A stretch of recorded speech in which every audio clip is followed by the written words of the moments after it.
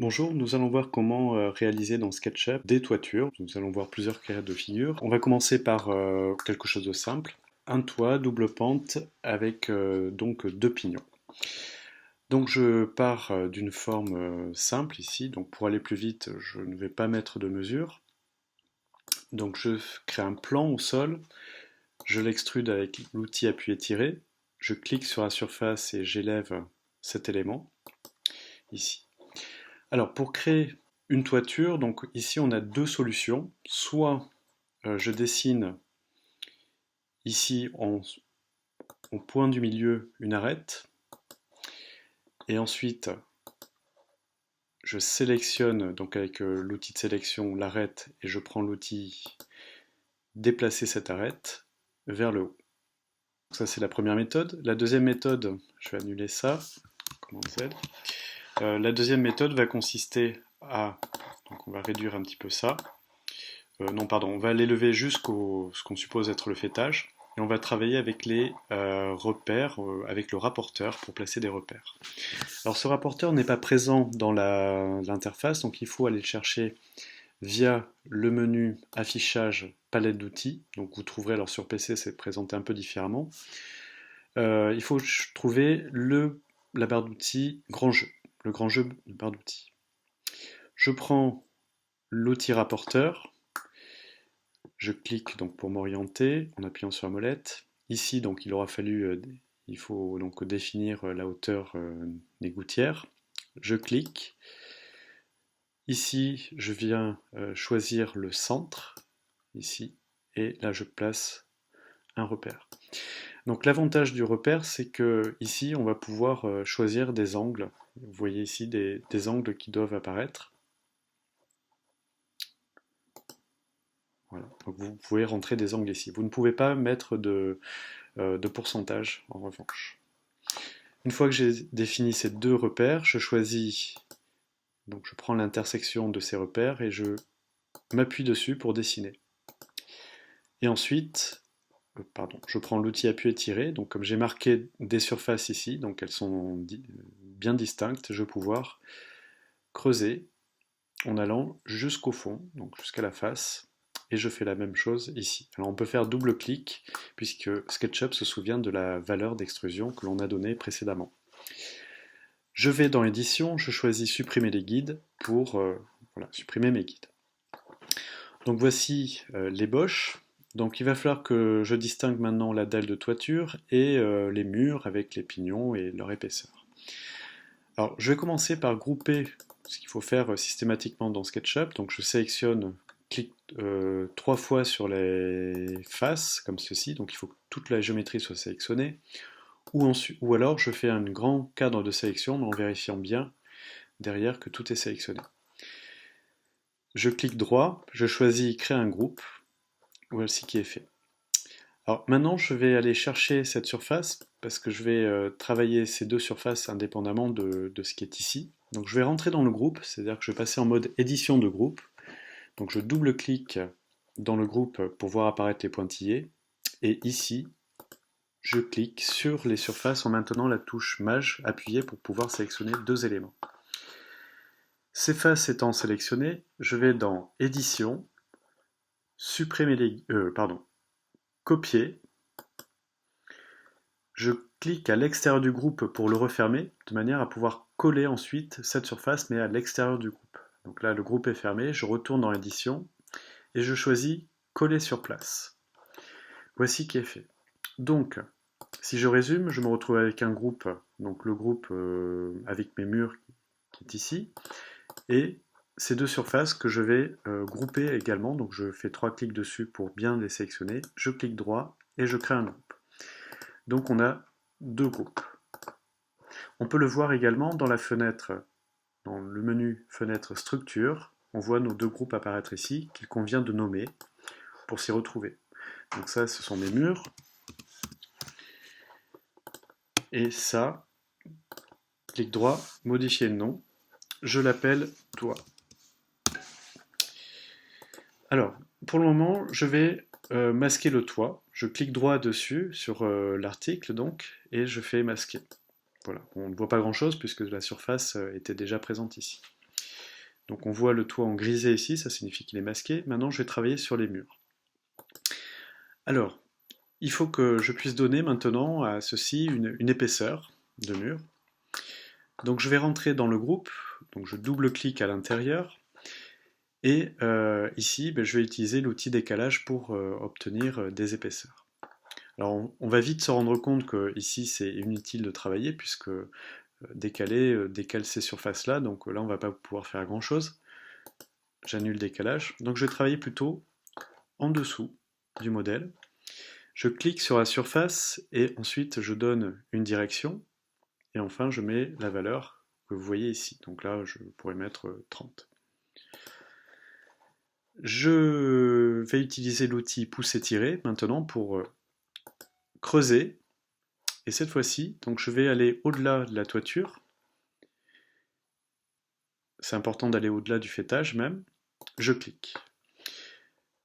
Alors, je vais utiliser ce que j'ai fait ici pour pouvoir... je vais utiliser ces faces pour créer des intersections ici. Parce que pour le moment, elles sont absentes. Pour pouvoir ensuite supprimer ce qui ne m'intéresse plus. Alors, je positionne mon modèle correctement. Alors, cette vue me paraît bien. Je prends l'outil de sélection et je fais un cadre de sélection. Alors c'est important de sélectionner de la droite vers la gauche pour ne sélectionner que les éléments qui sont dans le cadre et qui rencontrent le cadre. Donc, de cette manière, j'ai pu éviter ceci. Je supprime avec la touche supprimer. Donc, il me reste encore des éléments, donc je vais faire un cadre et je supprime. Alors j'ai oublié quand même quelque chose d'important, donc je reviens en arrière. Vous voyez qu'ici j'ai toujours pas mes démarcations. Commande Z. Alors c'est plutôt bien que j'ai fait cette erreur, comme ça je vous montre ce qu'il faut faire. Donc j'extrude vers le haut. Et ici je demandais à ce qu'il y ait des intersections.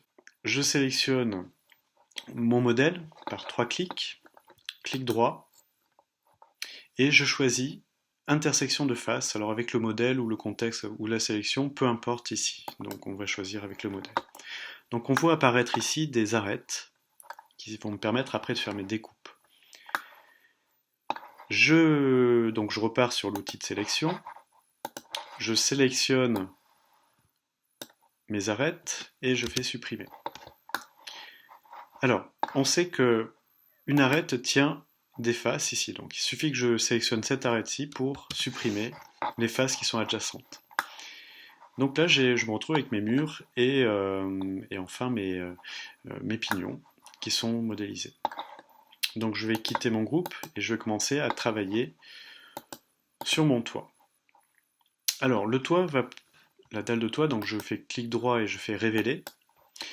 Elle va poser un problème puisqu'il va falloir que j'extrude, que je donne une épaisseur à cet élément. Alors on va voir que c'est pas facile. Je vais essayer avec appui étiré. Voilà, je vais vouloir donner une épaisseur. Je vais vouloir donner une épaisseur à cette surface. Le problème, c'est que l'extrusion par appui étiré fonctionne selon un vecteur qui est perpendiculaire à la face. Du coup, là ici, pour faire le raccord, eh bien, c'est difficilement réalisable. Alors, je vais annuler ça. Commande D, commande Z, CTRL Z, pardon. Et je vais essayer une autre méthode. Alors, l'autre méthode consiste à sélectionner toute ma surface, donc 3 clics pour bien sélectionner ma surface. Je prends l'outil déplacer, je clique sur un point ici, donc vous voyez l'extrémité verte apparaître, je clique.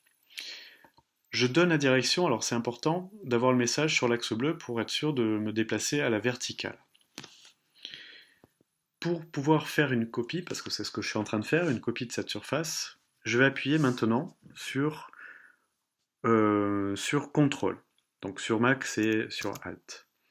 Ce qui a pour effet de me dupliquer ma surface. Donc là, vous voyez que vous pouvez mettre une longueur en bas, vous pouvez rajouter donc par exemple une dalle de 10 ou de 20 comme vous le souhaitez. Voici qui est fait. Alors c'est bien, mais le souci c'est que maintenant je me retrouve avec deux surfaces et avec quelque chose de vide à l'intérieur. Donc c'est là où bon, dans SketchUp c'est un peu compliqué si on ne travaille pas avec les plugins. Je vais devoir eh bien boucher ces trous. Donc il va falloir que je prenne l'outil ligne et que je vienne rajouter des segments. Alors pour quitter l'outil ligne, c'est échappe. Voilà. Là je rajoute un segment ici. Voilà. Donc on voit que la géométrie se reconstruit petit à petit. Et enfin ici, là je crois que je dois en rajouter une. Apparemment non, il n'a pas mise ici, donc là je rajoute une arête. Et ici je rajoute une arête, ici. Et enfin je rajoute une arête ici. Alors,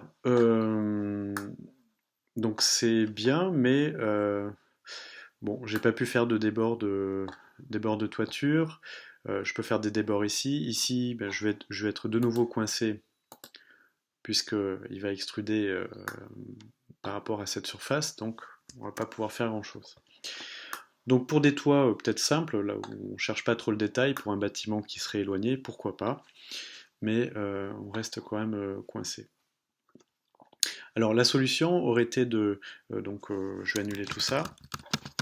Je montre un peu toutes les difficultés qui peuvent se présenter.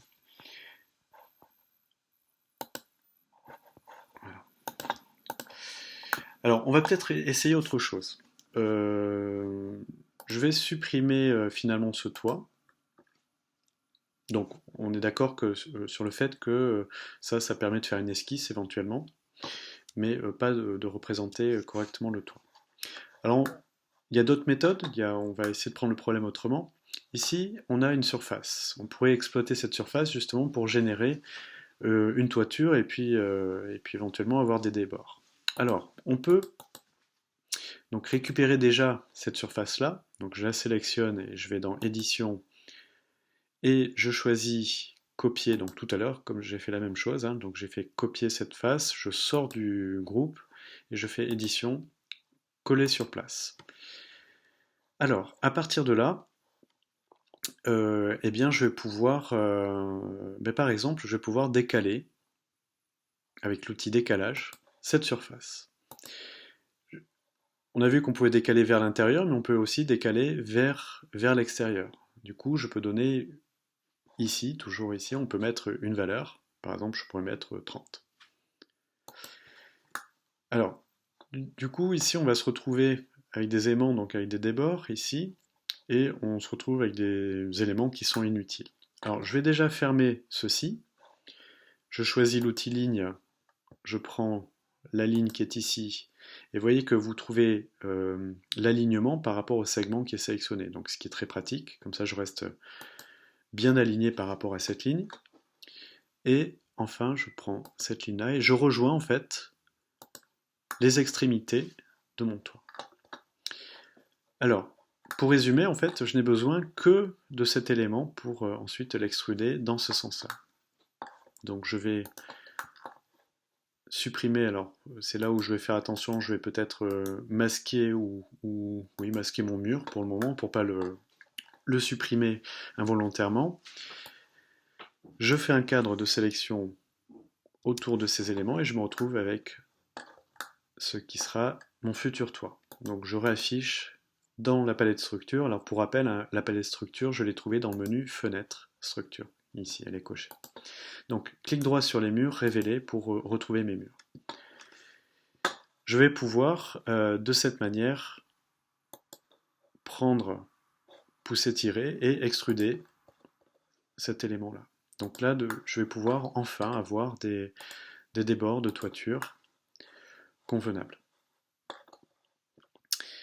Voilà, donc ça, bon, cette méthode fonctionne bien sur des toits simples. Après, sur des toits avec des intersections, des interpénétrations de toiture, cette méthode reste quand même assez complexe. Donc c'est pour ça que ensuite, je vous conseille d'utiliser plutôt les plugins pour ça. Donc il y a un plugin qui est très intéressant, notamment qui permet d'extruder selon un vecteur une surface. Alors,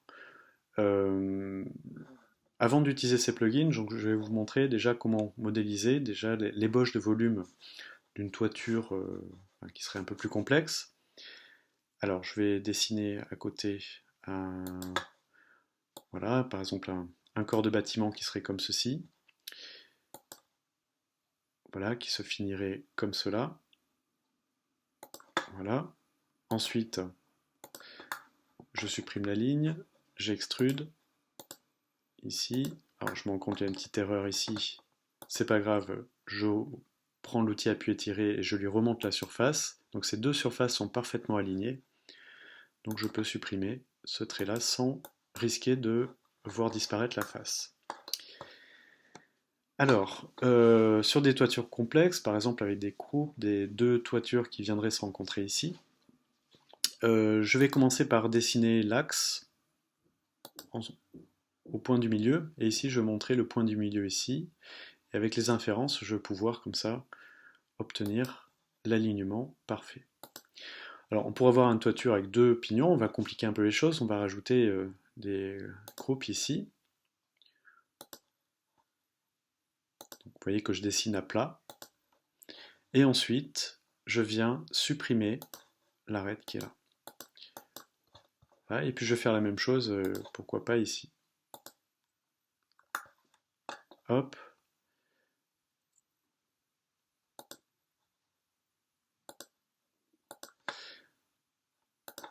Bon, je ne fais aucune mesure, hein, c'est pour vous montrer le principe et vous adapterez ça à vos projets. Alors l'idée, ça c'est bon, c'est un peu le même principe que tout à l'heure, c'est que je vais prendre cette arête-ci, qui en principe devrait entraîner tout le reste ici. Alors je les sélectionne, je clique sur Mage pour pouvoir sélectionner mes deux lignes. Hop, pardon, petite erreur. Voilà, je sélectionne mes deux lignes de fêtage et je prends l'outil déplacer. Alors on va voir qu'il y a un petit souci, c'est qu'il va résister, c'est-à-dire qu'il ne va pas vouloir se déplacer sur Z ici. Parce que ça, ce qui lui complique les choses, ce sont les arêtes que j'ai rajoutées en dernier ici. Alors pour pouvoir déplacer sur Z, simplement vous appuyez sur votre clavier sur la flèche du haut, qui a pour effet de bloquer en fait sur l'axe Z. Et donc là, vous voyez que je peux donner une hauteur et obtenir ainsi ma toiture. Alors, on se rend bien compte que ma méthode de tout à l'heure, là, qui consistait à décaler des surfaces ici pour générer une toiture, n'a plus de sens ici, puisque j'ai des croupes et je ne vais pas pouvoir faire travailler dessus. Donc là, je vais devoir passer par des plugins ou alors faire la première méthode que j'ai montrée, qui consiste à récupérer cette surface, la déplacer vers le haut et ensuite refermer les trous. Alors, on va voir du côté des plugins ce qui peut nous être utile. Alors justement, il en existe un que vous trouverez via l'icône banque d'extension que vous trouvez dans SketchUp et qui donne accès. Alors, j'ai un petit problème de connexion, on va recommencer. Voilà. Donc, je vais aller chercher un plugin qui propose des outils et qui s'appelle Projection. Alors, vous tombez sur la fenêtre d'accueil de banque d'extension et vous avez un moteur de recherche ici. Donc, ce plugin s'appelle Projection et c'est lui qui va me permettre de créer une épaisseur. Là, je fais une recherche. Voilà, il arrive en premier. Il va me permettre de récupérer ma surface et d'en donner une épaisseur selon un vecteur. Alors, je choisis cet outil-là, il s'appelle Projection and Guide Tools. Voilà, ce sont une série d'outils, donc on ne verra pas tous ces outils-là, qui sont bien pratiques pourtant, mais vous pourrez essayer, c'est ce qui vous permet de créer des guides à égale distance, par exemple. L'outil qui va m'intéresser, c'est celui-ci, voilà, qui permet d'extruder n'importe quelle surface ou plusieurs surfaces selon un vecteur. Donc je fais Download, et alors il faut avoir normalement un compte Google, donc il faut se créer un compte Google pour pouvoir y accéder. Donc là j'accepte.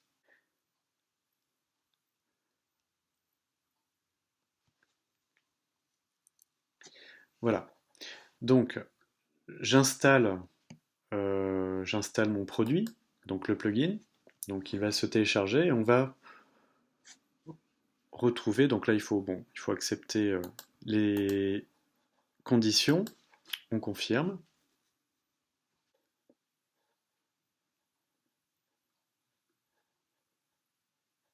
D'accord.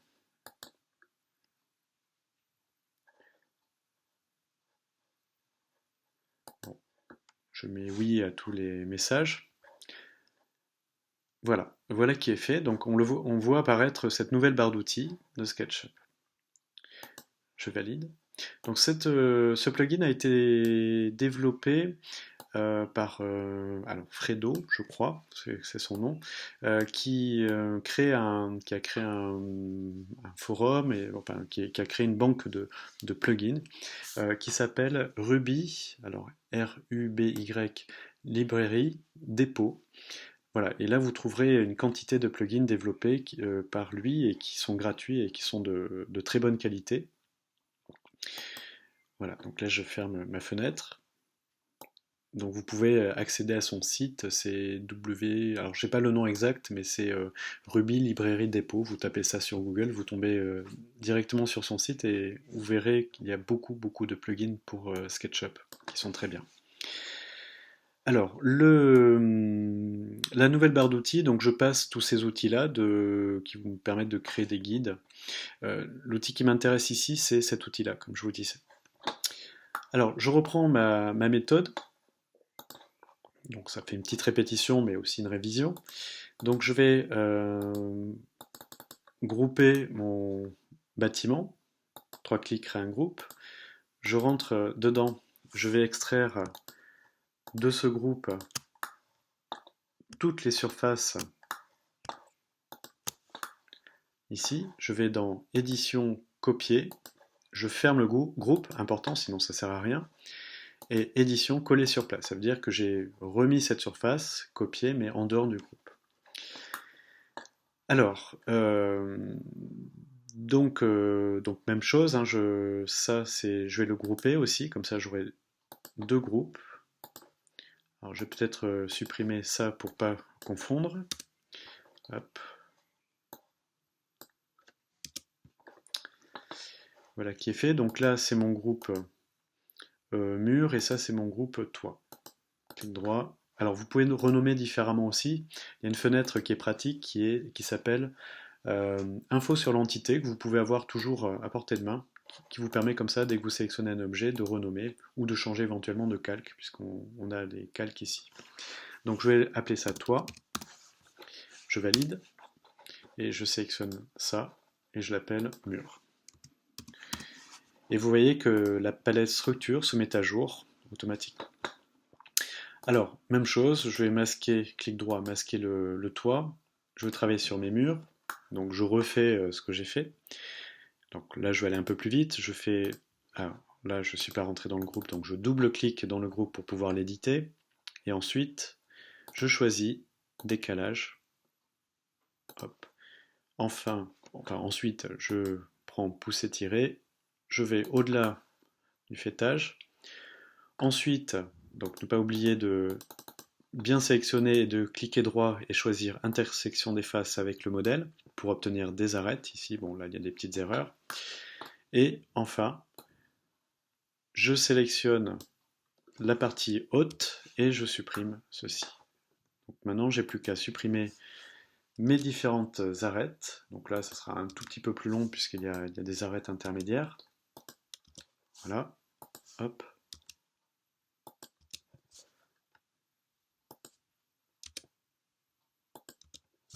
Voilà qui est fait. Bon, c'est pas très propre, là, j'ai pas bien calculé ma toiture. Je rallume mon toit, révélé, ici. Et alors, donc, j'en arrive au plugin. Donc, le plugin va me permettre de définir une distance d'extrusion. Donc, ça s'appelle pousser-tirer le long d'un vecteur. Donc, ce vecteur, il va falloir d'abord que je le dessine. Alors, je vais prendre l'outil ligne ici, puis je vais me mettre, par exemple, pourquoi pas ici, mais on pourrait se mettre à un autre endroit, là ou là.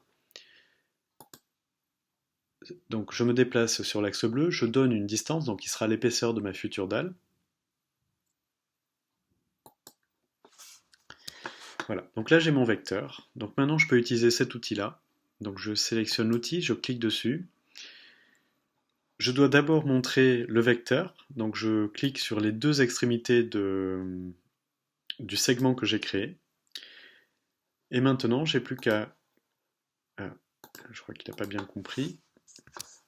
Ah, alors je viens de faire une erreur basique. Euh, c'est en fait, je ne décide, je suis pas en train de travailler dans le groupe, donc c'est pas très grave. Je double-clique dans mon groupe toit pour pouvoir travailler réellement dessus. Alors mon vecteur, il est toujours là, donc je vais l'utiliser. Donc je montre les deux points ici, et donc maintenant je vais pouvoir cliquer successivement sur les différentes faces. Et vous voyez que automatiquement, eh bien mes épaisseurs se mettent en place ici. Je pourrais également mettre un vecteur ici pour faire mes débords de toiture, pour aller dans ce sens-là. Voilà, donc il y a quand même quelques petits défauts de modélisation. On voit que les normales des faces sont correctes ici, donc elles sont blanches, et ici les faces sont inversées.